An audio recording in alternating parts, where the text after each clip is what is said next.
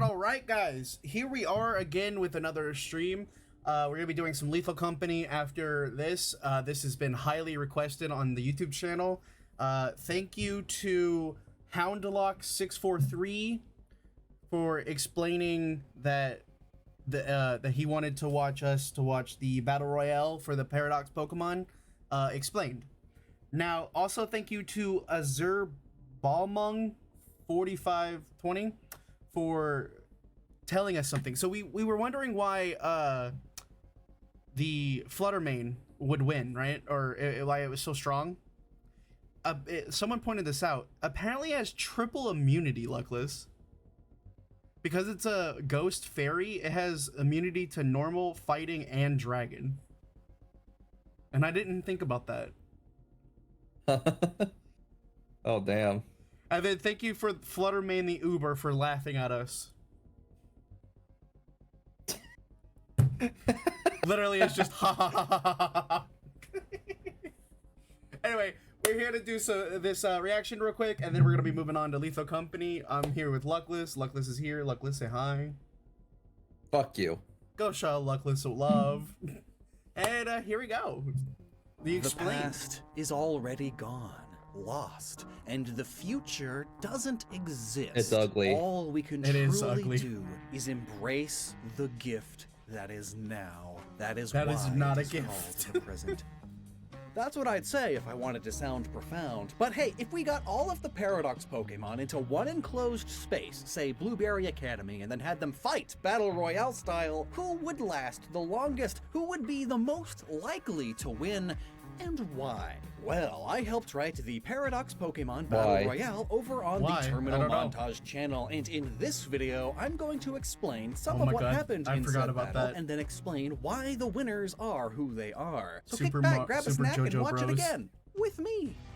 I love the SpongeBob transition. So remember, while Area 0 is the center of Paradox and terrestrialization shenanigans, the core up in Blueberry Academy is made of the same crystal dirt stuff from there. That's why you can still terrestrialize there. We took a creative liberty and had the time machine malfunction so bad, it sent the caught Paradox Pokemon here. All in Master Balls because that's what they're all in. So Violet's future Paradox Pokemon are all various types of robots, droids, androids, cyborgs, xenobots, autonomous vehicles, etc. More details in our video explaining all of their lore here, but we had fun with this referentially and made the adorable and tiny Iron Moth a turret from Portal, as Iron Moth is able to shoot its feet forward like bullets, and also it's tiny. Iron Bundle, who honestly is already pretty comic reliefy thanks to its whole concept, mannerisms, and animations, is a Star Wars battle droid. Iron Shreds is an old Windows PC and a Roomba, or maybe that vacuum from Teletubbies. Iron Jugulus is hiding in a cave and looking so out. I'm not the only, so that does remind me of that.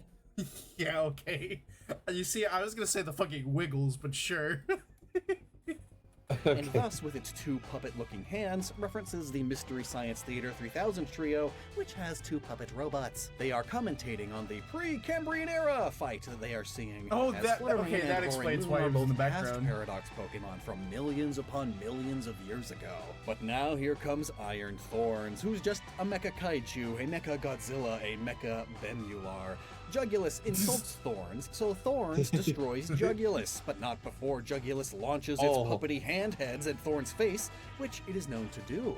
Automated combat. Koraidon and Great Tusk land with a large thud, and Koraidon lets out a dinosaur roar. You'll notice in this fight, none of the past paradoxes speak while the futures do plenty. I mean, even Caveman didn't speak the same way that we think of speech these days. Brute Bonnet, Unga Bunga's about, and is the battle's first fatality. The competitive and aggressive Koraidon saw its stupid face as an easy target, though Bonnet... You didn't realize it was the Patrick face? No. I immediately saw that. Of course you would. Into you of all people would. Motherfucker, you know what the first thing that popped in my head was fucking Patrick with the pink square fucking underwear that he wear when he was Patgar?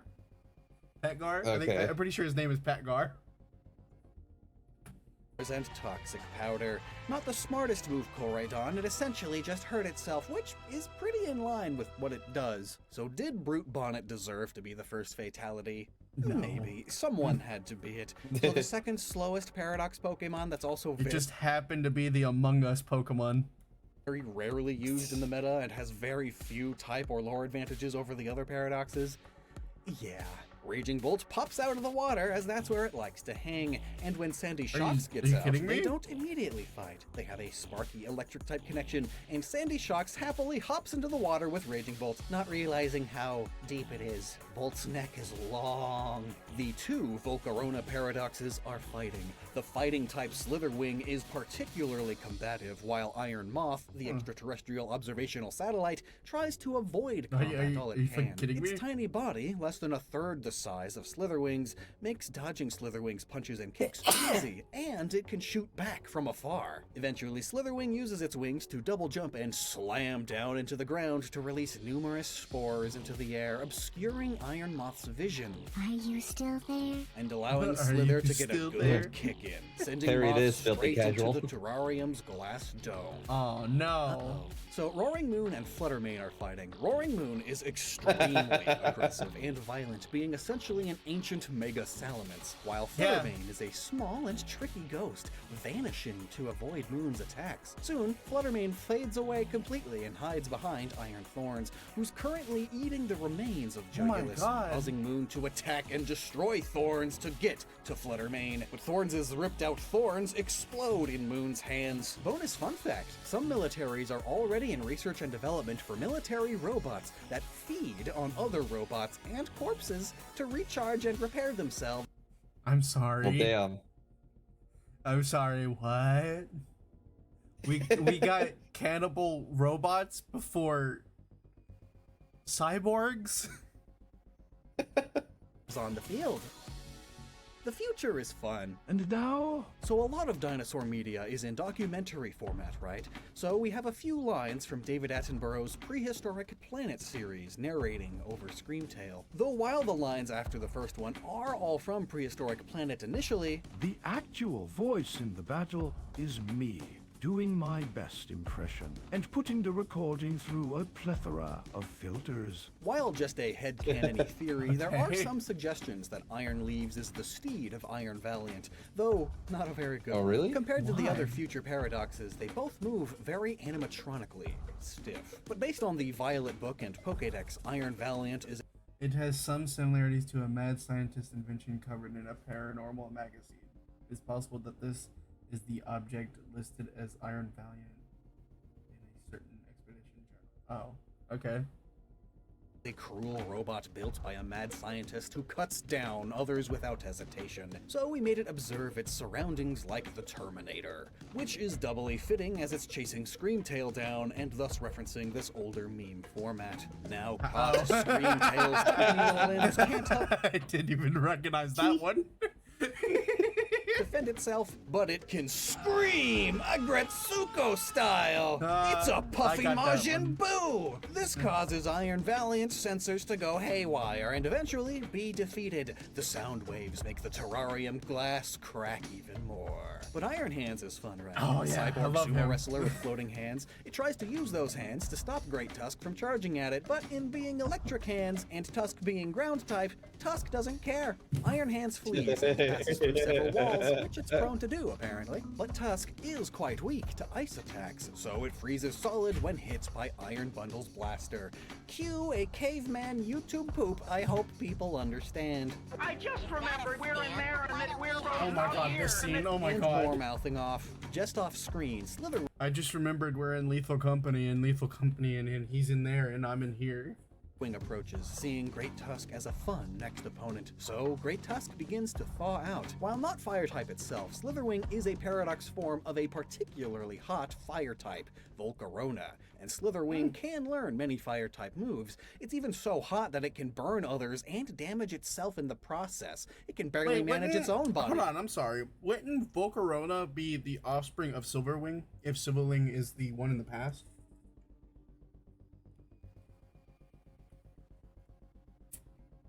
I would say quiet you, but you kind of have a point. eat. But before they can really fight, both get turned into roadkill by the bikers, Koraidon and Miraidon, who The have been bikers. racing. Sandy Shocks has long, ridiculous, stretchy legs, which it uses to finally escape from the water. And in being a hair metal band reference, it screams choirically while magnetically pulling in everything around it, including the screws and bolts from the terrarium's dome, as well as the Violet Paradox Pokemon. Only those fast enough, like Iron Bundle, or heavy enough, like Iron Boulder, can escape. Iron Leaves activates its lightsaber leaf blades and destroys Sandy Shocks before it's too late. Initiating growling sound effects.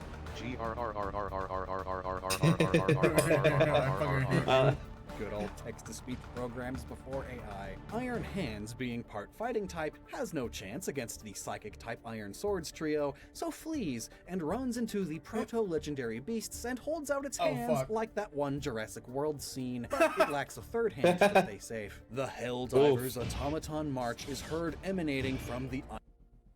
I wonder, I have a question about them. What? I wonder if they have the same powers as Ooh. the Protean Paradox legendaries. So, you know, regular Suicune can purify water.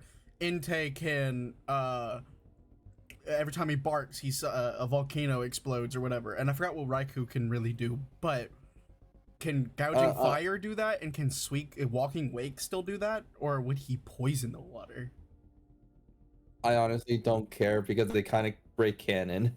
They do, but I don't care.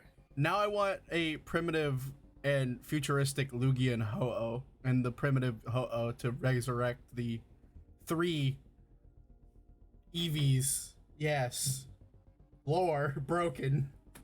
Iron Swords, who, in essentially being the opposite of the original Swords of Justice, which stand for liberty and justice for all, democracy, Americana stuff, makes this very fitting, as they kind of stand opposed to all that. Now, this for sure was a creative liberty that maybe the anime will do when it gets to them. They transform like Transformers and combine like many a Voltron or Power Rangers mecha, and become the mysterious Paradox Pokemon seen in the Violet book, which merges all 3 of them. Oh. But 2 can play at that game. The Proto Beasts decide to give it a try too, and with a magical girly evolution effect, they achieve nothing. Actually, they can't actually do that, they are biological, but they can dream. The Iron Swords charge at the Proto Trio, Gouging Fire prepares its shield, so the swords change their target to Walking Wake, defeating it and Raging Bolt, and more of the Terrarium's dome. Meanwhile, Koraidon and Roaring Moon get into a tussle. Moon takes a punch and then uses really fucking funny. frenzied gouging, knocking Koraidon and itself out in the process. Wait, what? It's just explosion? I It's the think. terrarium dome also. It begins to flood. Shrapnel from the dome lands on the swords, separating and defeating them Check and engine. causing Iron Crown's check engine light to come on. And poor Gouging Fire cannot swim, but Walking Wake can run on water and perhaps even perfectly float when fainted. Oh. It's just a silly joke. So we reach the final 4 and the ultimate showdown. Miraidon, Iron Bundle, Fluttermane, and Screamtail.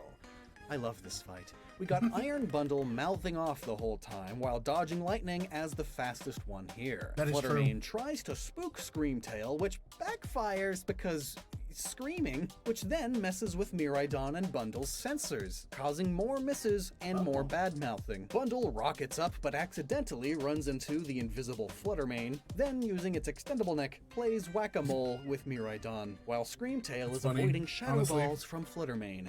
Screamtail then disables Fluttermane's Shadow Ball and encores it. A hilarious and terrible situation to be in. Miraidon gets pelted with snow, punches, and punches Iron Bundle like a rock'em I forgot sock'em it. robot and Encore. zaps it, sending electricity all the way up its neck and attacking all 3 of its opponents at once. And now, the big final attack. Everyone all at once prepares a move. Thankfully, Fluttermane's encore has ended. The attacks all come out, and... Wait, where's Fluttermane? Oh yeah, Oh, the it wind. used Phantom Force! A move where it goes into another dimension to protect itself for a while, and then comes out for a big attack! Oh. It was safe from the 3 other attacks and finished off the gang in the end! What a sneaky little trickster! I feel like that is a little bit of a stretch. Would he even wait? Doesn't naturally learn Phantom Force?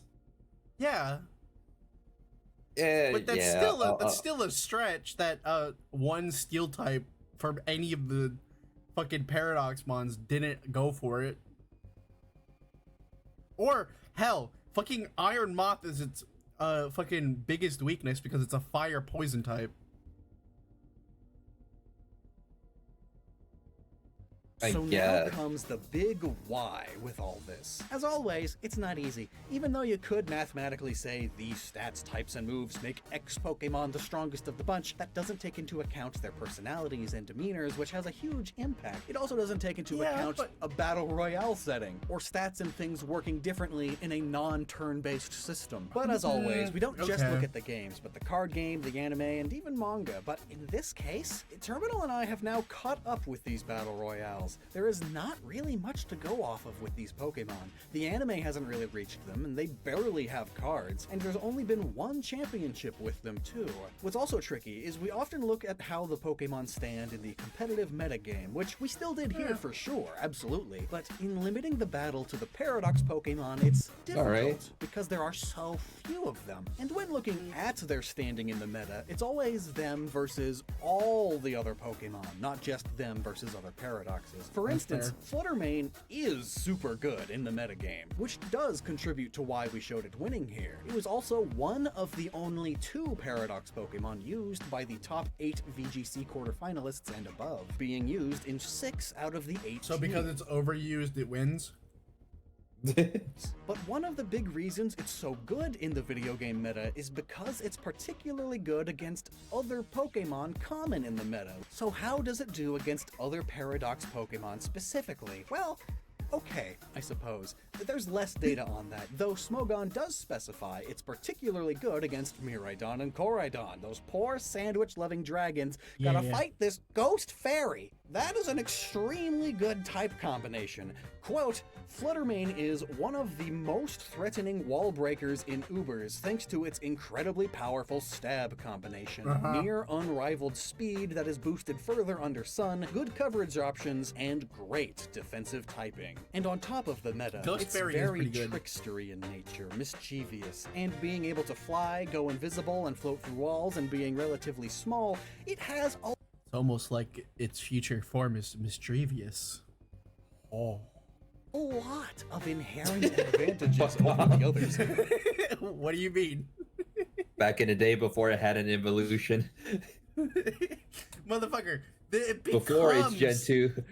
Before it's Gen 2 days.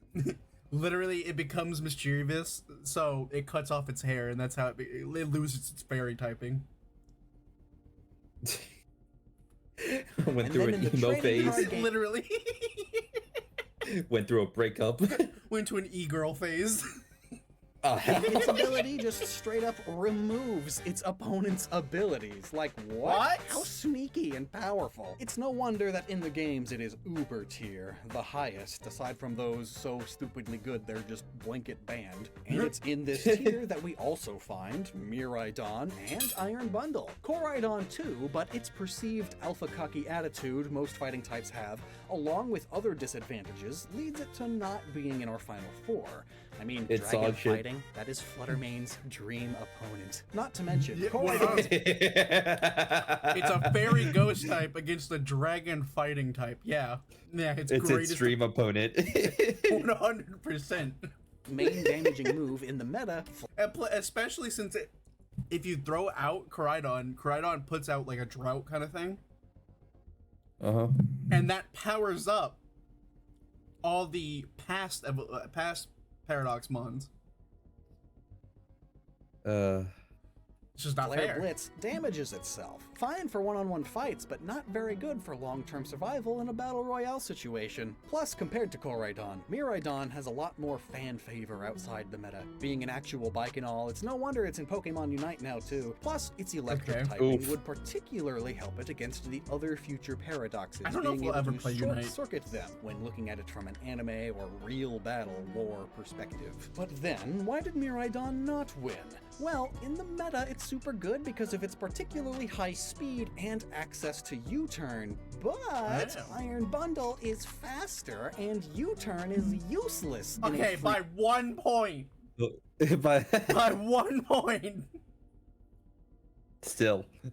for all Royale setting. But speaking of bundle, it's ice water type. The ice being super effective against Miraidon's dragon, And ice though got a huge Miraidon the buff. electric is good against bundle's water. But bundle is faster. And depending on the builds, bundle is known to one-hit KO Miraidon and Koraidon I'm and sorry. more. Plus, in our chosen environment, a Blueberry Academy that floods, its typing gives it an advantage here too. Whoa, I'm floating. Plus, consider the rule of cool, or in its case, I guess the gilly of silly. Iron Bundle is very much the silliest Paradox Pokemon, giving it some comedic relief defensive option. Yeah, it literally is a fucking whack-a-mole mon. Fucking rocket socket, fucking robot head ass. It survives because it's funnier if it does that. But that all said, why is Screamtail in the top 4? Oh, 100%. Screamtail is NU to PU tier in the meta, never used or piddlingly used, aka perfectly useless, aka PU stinky. It's not Okay. particularly noteworthy in Alright. the metagame at all. For everything it does, there are other Pokemon who do it better, so nobody uses Its it for facial competitive expression. teams, but it's here because of the context outside the games. Jigglypuff is already a particularly beefy poof due to lots of Smash Bros and anime shenanigans, and was about to Screamtail say. is Yeah. even tougher. It's a billion-year-old squishy tank, and it's loud. Acoustic weapons are really just powerful speakers that send insanely loud and/or high/low frequency sounds to take down But dude, drones that- and computer systems. Does that actually So work? in though? lore, Screamtail has the perfect counter to half of the combatants in the Battle Royale, boosting its survivability greatly. Specifically, a resonant sound at 140 decibels, which it can more than do, messes with gyroscopes, Oh, which okay, would so cause any drone or robot That is actually interesting to me that sound can mess with machinery. Oh yeah, definitely. Big Especially time. since they can't hear. that uses them, which is most if not all, to suddenly become confused about which way is up, causing confusion and dizziness and missitude. That is a huge boon for our punk balloon. But Iron Hands now. Iron Hands is that other Paradox used on the top 8 teams I mentioned, used by 100%. 5 of the top 8 champions. So why didn't it make it into the top 4? Well, its cards aren't particularly noteworthy. Amp you very much? Really? That's not even a pun. In the video games, Hands is a tank and a strong physical wall breaker. Literally. It's very fitting of a sumo wrestler. It's good in the games because it happens to work as a good counter to other non-paradoxes. But in a battle of speedy finalists, it really hurts to be the slowest paradox. Especially in a more anime-esque Royale setting, where being fast, small, or high in the air Yeah, means I get that, and that's why, if you don't mind me saying something, I agree with someone. It should have got the analytic ability. Mm. Because it's a robot and it's slow, it should have got analytic. You know what analytic does? What? It powers up your move if you hit last. Because you're basically examining for a weak spot. dodge. Hands is none of these things. So what about the Proto Beasts and Iron Swords? Well, while their stat totals are significantly higher than the other paradoxes, there's not much going for them, actually. None are particularly meta, and aside from a few being kinda big and heavy, none have things Walking that Wake help is them meta. much against the others. They are all slow compared to the final 4, are either a dragon type, which is a Have you beaten disadvantage 185? here, or are psychic type, which is a bit up. of a disadvantage here. But also, those 3 are robots, which against Screamtail and Miraidon is a big disadvantage. So I think all in all, while you could argue any of these 4 could have won, which is why we decided to have the final climactic battle be between the 4 of them, I think I can stand by the idea that Fluttermane would win ultimately, especially because it can just hide. You know, it's a really, really good killer. It's weak in its defenses, but in this particular setting, its defenses Its are going... HP is 55? There's no I think- way. That really has you pissed, huh? That's straight up a glass cannon. That is the definition of a glass cannon.